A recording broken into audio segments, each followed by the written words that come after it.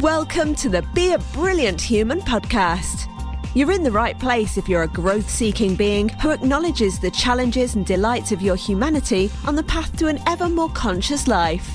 If you want to feel inspired to love and accept yourself, to feel free to be and express you in all your brilliance, if you want to truly value yourself and others and feel energized and alive both at home and in the world, then sit back and take a breath as you explore and grow the brilliance of your beautiful human self with your host, the father of non-personal awareness and creator of the MPA process, Joel Young.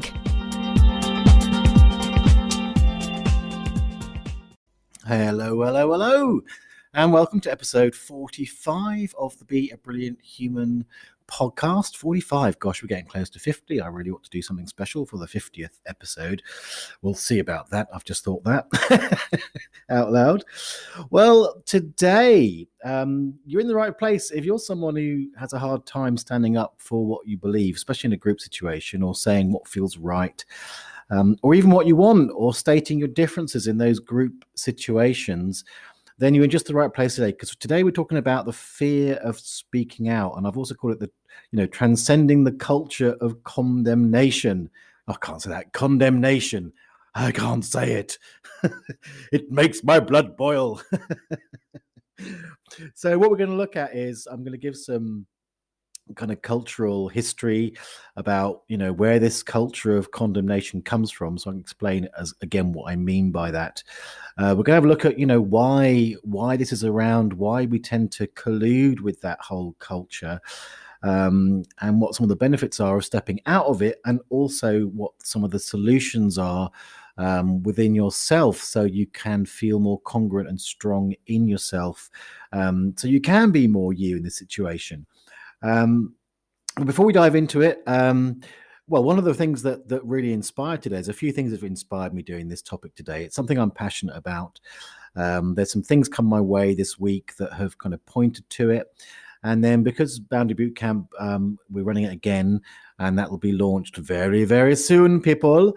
Then I was reviewing the content of that, and also one of the things that you get to support you with Boundary Bootcamp is the Facebook group. And I've been going through some of the content in the Facebook group, and there was a specific incidence of it in there. And it made me think that this is, in a sense, it might not at first seem like a boundary issue, but it absolutely is. And certainly the solutions to being able to stand in your own opinion in a group setting in spite of potential resistance is the same solution in many ways to boundaries. There's a lot of similarities, and I would go as far as to say that if you feel you can't speak up for what you believe, in a sense you are crossing your own boundaries. So if you're interested in hearing about when we launch it very, very soon, I'm going to make an insane offer for a limited period. If you don't want to miss that, make sure you get on the Boundary Bootcamp waitlist. You can do that via the main website, which is Joel Young NPA, November Papa Alpha.com, or the show notes for today, which will be at www.beabrillianthuman.com/45. And also, as always, a great support in these kind of situations is MPA, which stands for non-personal awareness, and you can get the MPA process sheet for free. Again, via today's show notes. I've just given you the link, or on the joelyoungmpa.com website as well. And that can be a great addition to you, a tool that helps you let go of the yucky stuff, let in the yummy stuff. In a sense, again, its core is allowing you to really come into a space where you can not take things so personally, or if you really go for it, take nothing personally, which is certainly going to arm you for standing up and speaking your truth. And if you're new here, I love that you're here. I hope you enjoy this show. And there's a big back catalogue now. Well, we're on 40. There's 44 previous episodes with all sorts of juicy stuff and tools and insights and ways to support you in being a brilliant human. So I'm delighted you're here. And if you're back for more, I love you. I love that you choose to come back and spend this time with me in your ears or on your speakers, wherever you are, whatever you're doing. If you haven't already, make sure you hit that subscribe button in whatever platform you're listening on, so you'll be notified when episodes go live. And if you like what you hear, I always say, if you like what you hear or you think it's valuable, not just to you, but you could be valuable to people that you know, please do share the episode. Probably the easiest way to do that is to go to the beabrillianthuman.com website and just share that to people. You can search in those apps, but I've heard that the search in various podcast platform apps isn't the best.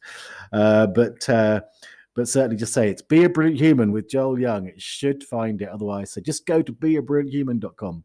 You will find it there. So there we go. So we're going to start off with a bit of the history and context of that culture of condemnation. So let's get right into it.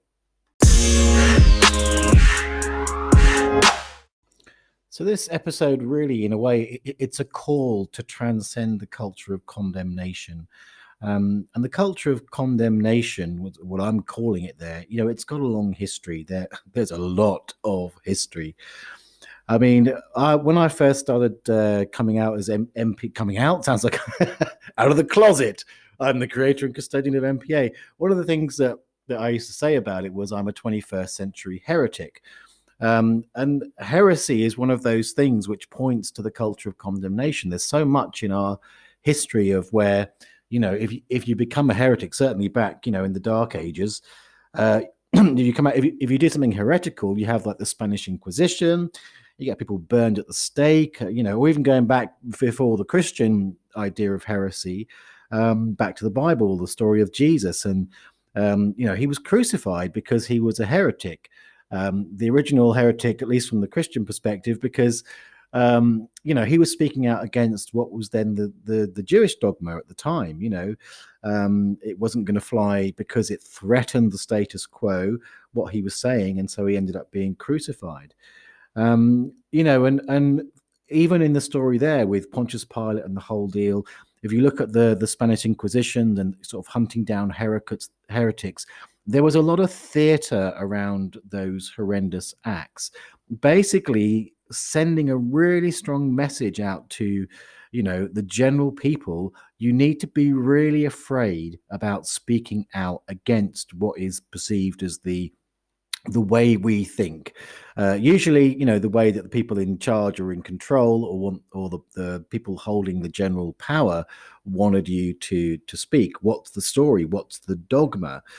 And I think in a way, it's almost like that is almost in our cells, in our DNA, passed down through the generations. This almost embodied fear of if you speak against the group, if you speak against the herd, if you have a difference of opinion, then you're going to get burned at the stake or crucified. Even if it's just metaphorically or literally, the cells don't necessarily make a distinction. So, I mean, and again, even like in the modern age, this is one of the things that I came across this week. I was, scanning through YouTube as you do, and a thing came up about Edward Snowden. I recently watched the film about, I think it's literally called Snowden. If you don't know, he was what they call a whistleblower, who outed the government for basically spying on the general civilian population, looking at their data, and all the kind of Cambridge Analytica stuff are sort of on the back of that kind of stuff. And now he's kind of exiled in Russia, and this was an interview with him. And it's interesting because he was asked, would you come back to the States if you asked? And he said, well, it depends really. All he really wants is to be heard in court. But he said you would think you could actually have a full say, but the way the laws are set up around whistleblowing is his opinion. He was saying that, it wouldn't actually be a fair trial. It wouldn't really be a trial at all. It would just be, a sentencing based on guilt, because the laws are set up there where you're actually not able to say to a jury why you chose, in his case, to share state secrets, and was it for the greater good in the end. So in a way, it's set up with that sort of culture of condemnation. There can't be a decent hearing when someone who's employed by the government, who sees them breaking the law, doing illegal and immoral things, if they speak up about it for the greater good, then even if it turns out that everyone agrees it was a good idea, they're still going to get crucified. So it's like embedded into the culture, even now. And you even see it in places where you'd think, how can, because if you think of dogma and heresy, you tend to think of, religions and those kind of things. But it's even in science now. A guy I'm a great fan of called Bruce Lipton, you may well have heard of him. He wrote a book called The Biology of Belief. And he's a geneticist. He's a scientist, and he started looking at epigenetics, which in a sense threatened the dogma that it's actually called central dogma. There's when they discovered DNA, I think it's Crick and Watson basically stated that DNA controls life, and that literally within science became called the central dogma, which is kind of an anathema. On the grounds that science, the premise of science, as I understand it, is it's exploratory. It's willing to say we don't ultimately know, whereas dogma is the exact opposite. This is how it is, that's the way it is, and by the way, if you question it, you're a heretic, therefore you'll be cast out, which is exactly what happened to him. He was basically cast out of the scientific community, lambasted for his ideas, even though he had good science behind what he shares and what he says. So, it's amazing to me how much it sort of is threaded through our culture. And also you see it on social media, and I have sort of personal experience of this really. So there's kind of a culture in social media. I think there's possibly the best I can say about it is there's a bit of an inquiry about speaking up on social media. So I've talked before on this show and other places about how when I was about 7 years old, I experienced sexual abuse. And out of that, with a lot of healing work, I've also worked with many people. I specialized for a number of years on working with people who've experienced various forms of abuse, especially sexual abuse. And because I think that was part of the pattern, it's certainly, my life and my history in relationships has been sort of spattered and scattered, and I seem to have attracted abusive situations again and again and again. Really, and I say this with, I guess, touch wood if I have humility about it. What really got me so passionate about boundaries was because I realized that my experiences, from 7 years old and then reaffirmed through various experiences, it was a boundary issue. And so as I worked and really stepped into strong boundaries, I felt I was able to have an event that really crystallized and healed all of that, so that I can really stand in myself and not get caught up in those abusive patterns. But part of how I've experienced that through my life, and certainly in the last sort of 10 to 15 years, and having other various forms of abuse, is speaking about it on social media. So again, and I noticed when I was willing to speak about the specific experiences that I'd had, there were certain people on social media that felt that I was wrong or doing something awful because I was speaking about a specific person factually about what they'd done, which was basically abusive and, again, potentially immoral. Morals, again, very subjective, but it just really was not good in terms of my experience of it. And I was willing to speak about it. And you kind of see that in social media is there's this, again, this culture of condemnation. Why are you dragging that person through the mud? The one thing that I found in all my work with people who've experienced any kind of abuse is that silence protects the abuser. You can see, if you look again, recent times we've seen, the revelation of the, celebrities, certainly in this country, with rings of, paedophilia rings, massive scale child abuse. There's, other, I think the whole Me Too movement came on the back of women that were willing to stand up and speak about molestations and abuse from people in power in, the movie industry. And the silence that had been there before just allowed the perpetrators to continue, because no one was willing to face the condemnation, the ridicule, and the fight that would come from actually just speaking the truth. Now, I do know there's a kind of a discernment here, especially when we come to sort of social media. There's a big difference between, just you feel pissed off with your ex and you're going to go on social media and just slate them. There's an energy behind that, which is, you're just looking to slander them and get attention. That's very different from just speaking factual truth, and not. And really, the difference not being afraid just to speak the truth of your experience, even though there may be consequences. I know in the situations I've had that, people have unfriended me and done all that kind of stuff, and that's okay.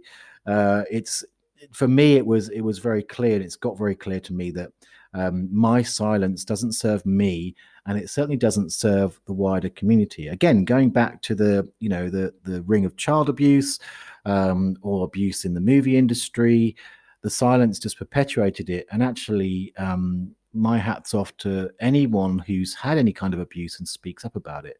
Again, people I've worked with over the years have kept silent about the things they've experienced, 30, 40, 50 years. It's so hard to talk about, to acknowledge. And when they do, and they're able to speak about it, not only for themselves do they find that they can come to a really deep peace and healing and let it go on and stop being defined by that experience, because, again, in the silence, it becomes this sort of inner shadow that tends to define you.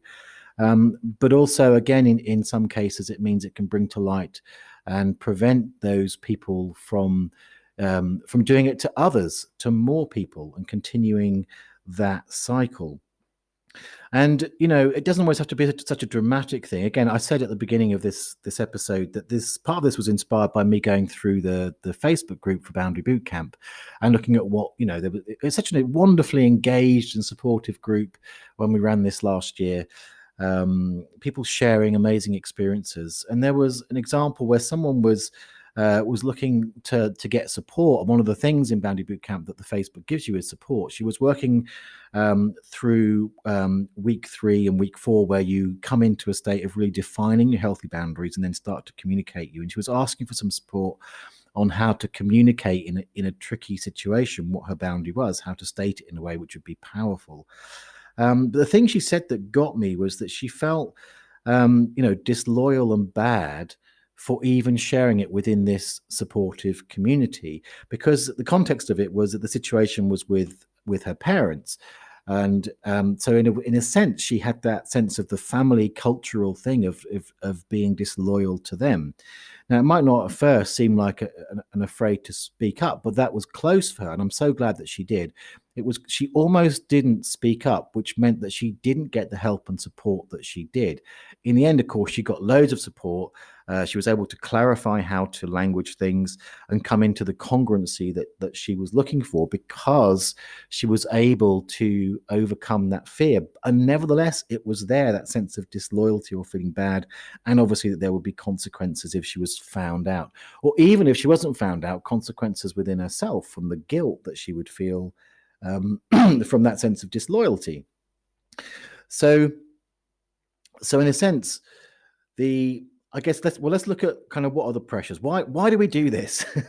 Why? Why is it? Well, in a way, I've just kind of covered a bit of it when that person was saying that she felt disloyal and bad, because there's kind of an inner resistance to it. In fact, there's kind of inner resistances and outer resistances. And in a sense, I think that the culture, again, all that history of discovering, probably from the Stone Age, that we as humans tend to condemn you if you step out of line of the herd. Now, you can understand in a sense there's a, going back to sort of that lizard brain approach, where generally, as caveman, if you step out of line of the herd, then your survival is based on the strength of the herd, and disruption within the herd creates division, and division, when you're threatened by a woolly mammoth, may be the difference between living and dying. So there's an ancient premise for it. Nonetheless, as we've become more, with heavy quotes, civilized, again, as is often the case, that generally positive idea has been taken and twisted for the means of control and power over people, which is a very different thing. But we do tend to internalize it, because when you have those pictures in your mind of of what may happen if you step out of line, then we tend to have the fear, and then we are afraid in ourselves to speak up, and we come into inner resistance. And a bit like I talked about last week, that can then go into the realm of rationalizations. Again, if you look at the history, in the 1930s in Germany with the rise of Hitler, and if you listen to some of the things that people are saying about, why did you, go along with this? Again, it's like the rationalizations come in, because underneath it is terror, genuine terror. If I step out of line, I'm going to be sent to a camp, killed horribly. And then you sort of make that decision to capitulate and to go with the fear. And then the mind comes into that state of rationalization. Well, it's not so bad, and blah, blah, blah, blah. The story comes in to back it up. And so, in a sense, I would come from a place of compassion and understanding, while also speaking the truth that ultimately that doesn't serve anybody, really. And also, the other thing that this reminded me of is back in the 80s, my mum got hold of some cassette tapes. Now, if you're young, I better explain what a cassette tape is. It's actually actual tape that you put in a machine. But you had some cassette tapes which were assertiveness. It was an assertiveness training by a woman called Helga Rodi, this kind of Austro-Hungarian, very brash. Well, she's American, but with an Austro-Hungarian background and an accent. And she told a story which always stayed with me about how in her family, her father was a bully. And all the rest of the family would kind of complain and bitch about it. And, someone's got to stand up to him.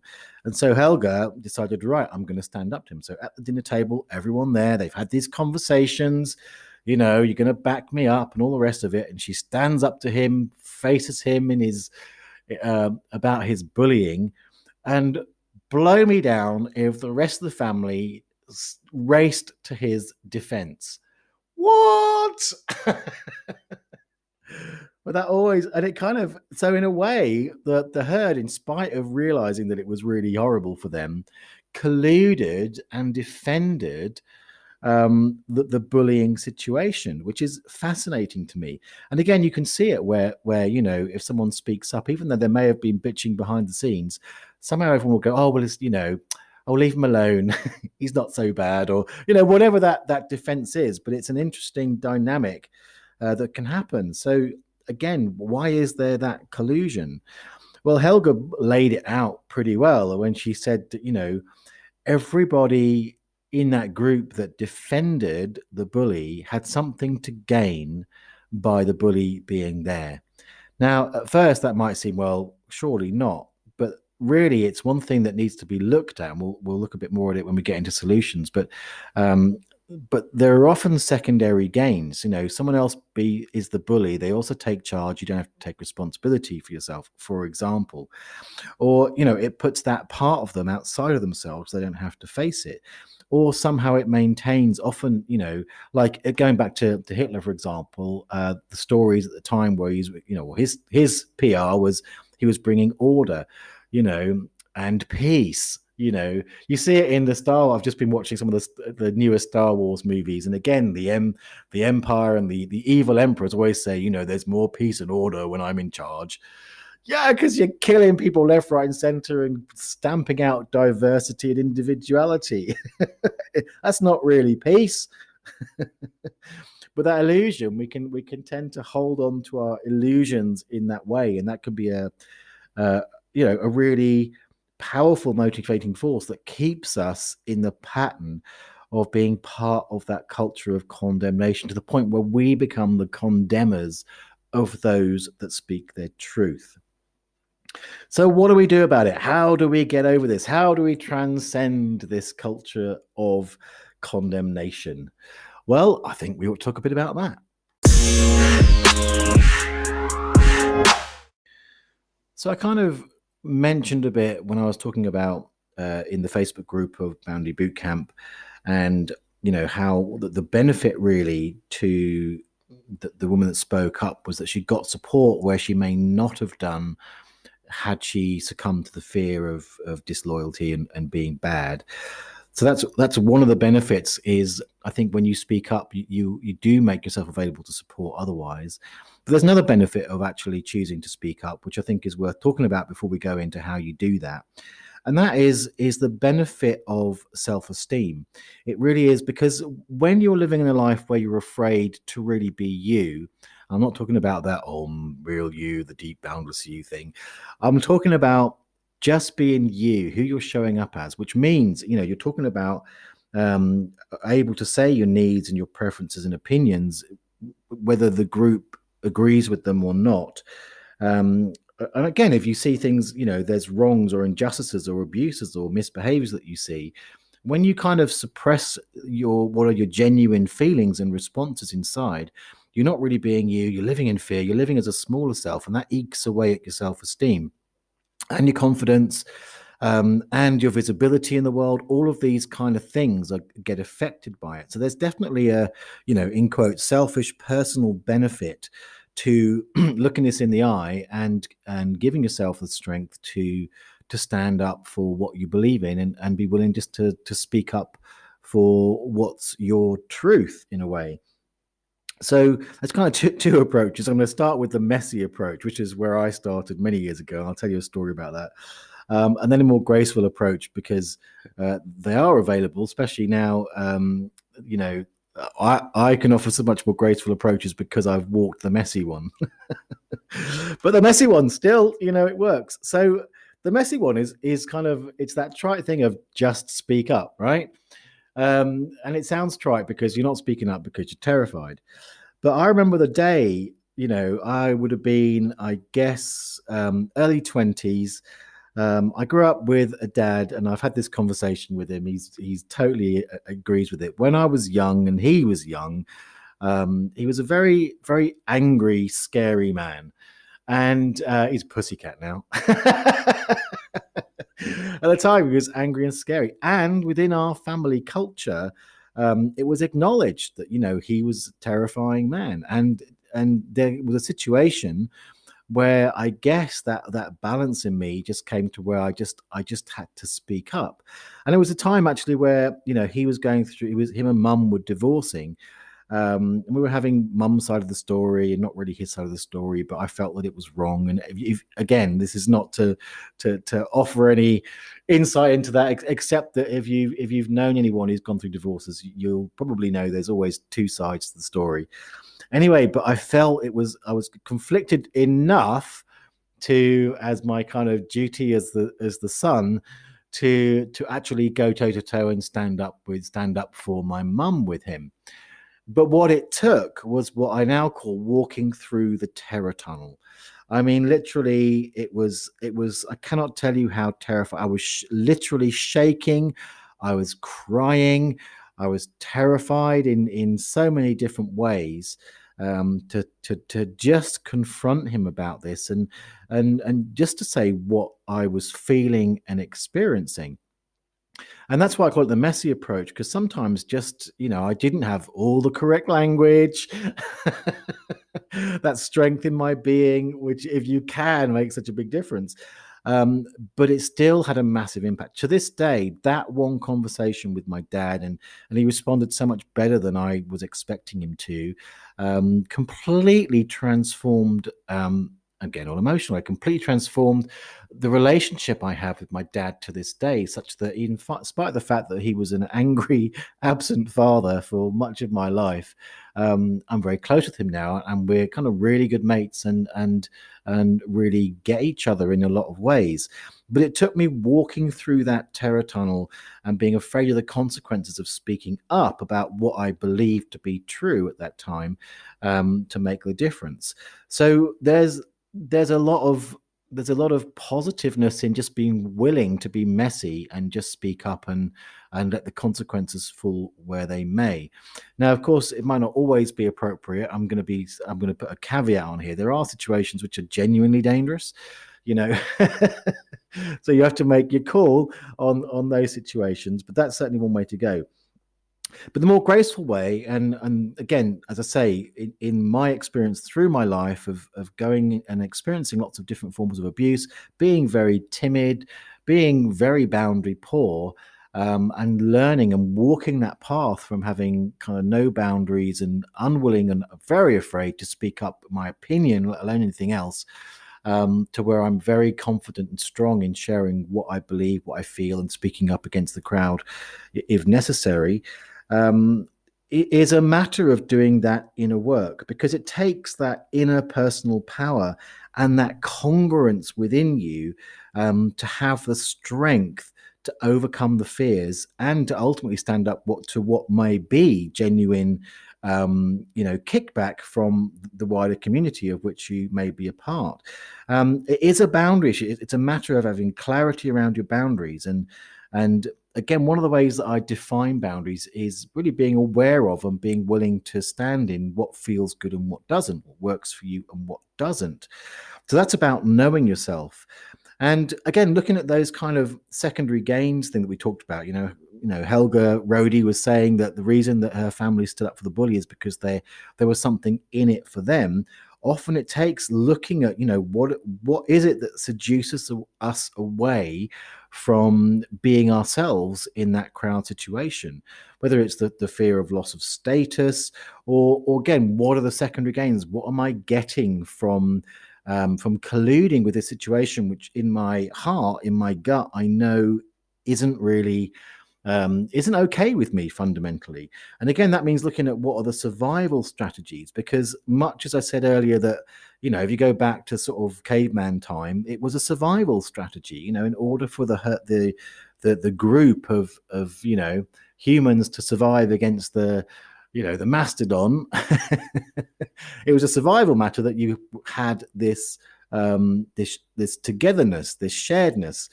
So, and again, we have internalized that in our civilized society with survival strategies that say, if I step out of line, I'm going to get in trouble, I'm going to be abandoned. And then there's strong emotional drivers that can be there that keep that in place.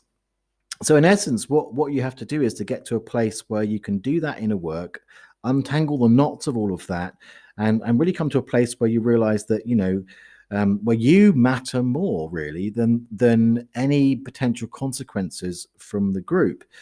So, and if you're not speaking up, and it doesn't feel good, then the fact is you're not honoring your boundaries, and it's going to take that work to do it. So in a sense, if you listen to last week's episode, I'm saying very similar things because the topic was similar, or more to the point, the solution was similar. And I'm talking about these things again because I see boundary issues as a massive thing. I've got great feedback from people who've been saying to me how much they feel it's needed, and they're grateful that I'm speaking about this a lot at the moment.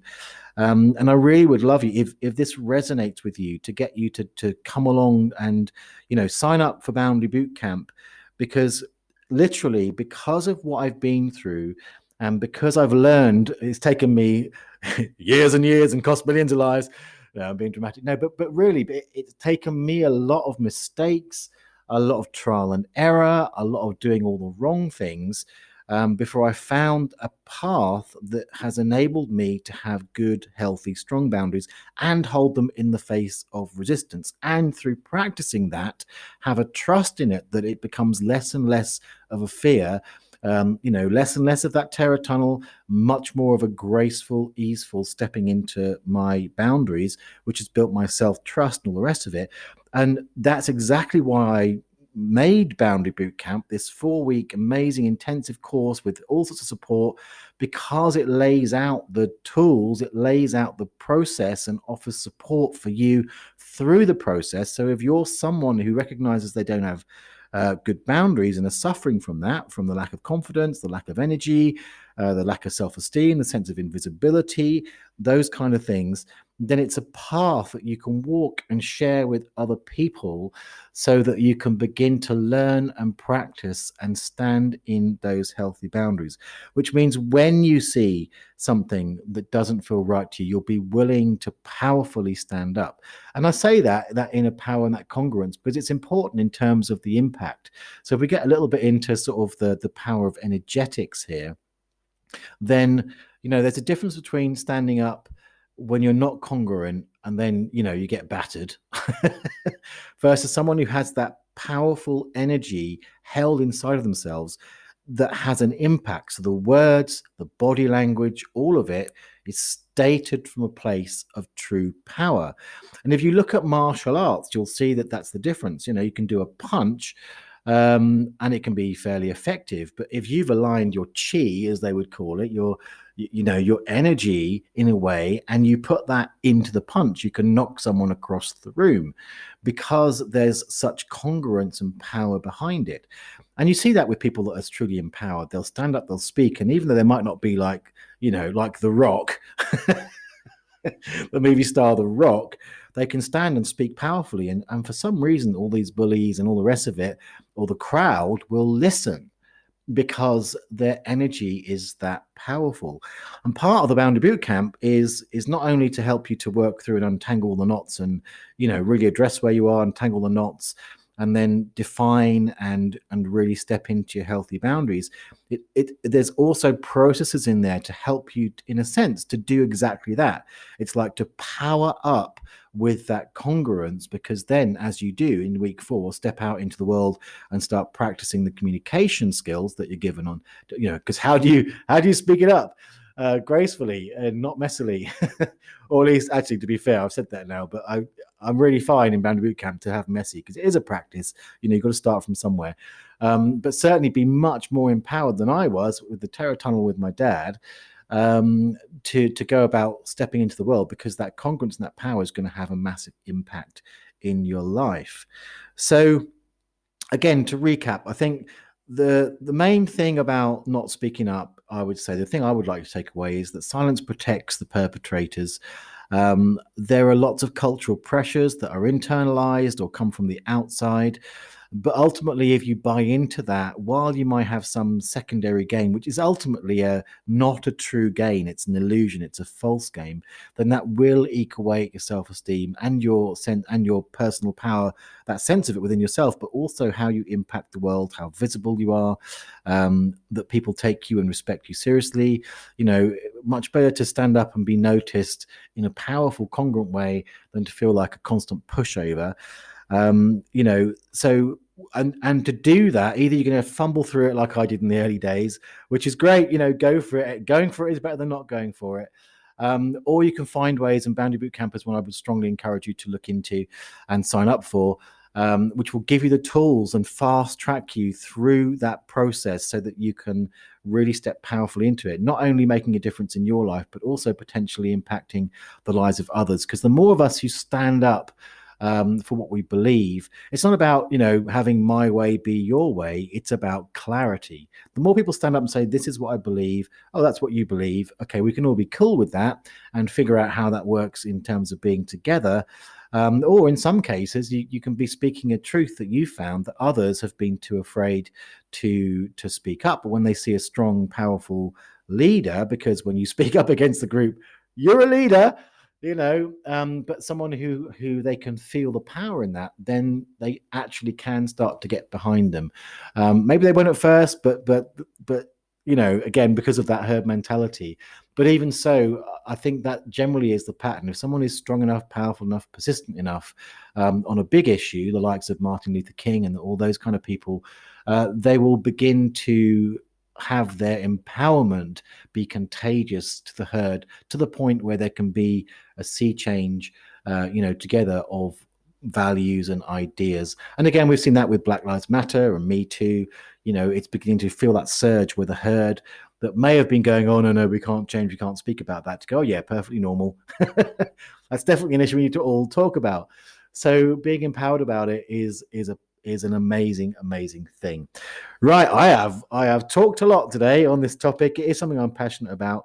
So if you want to get hold of the show notes, there'll be some notes on www.beabrillianthuman.com/45 for today's episode. You can also there get hold of the MPA process for free, and also get onto the wait list for Boundary Bootcamp, and you won't have to wait long. I'll say that much about it, but I'm not going to reveal the date. But if you do sign up to the wait list, you will be notified first when the offer goes live. And the offer will be for a short time, again, just to let you know. So after that, it will go away. And so if you don't want to miss it, make sure you go and sign up to be on the Boundary Bootcamp wait list. Hope you've enjoyed the show. Do let me know if you've got any questions you want to ask me about any of this or something you want me to cover. You can go to the beabrillianthuman.com website and you can leave me a voice message, which could appear on the show if you give me permission for that, or send me an email, contact me on social media. All the links will be there on the website. Otherwise, have a fantastic week. I will see you next time, and all that remains is to cue the moo.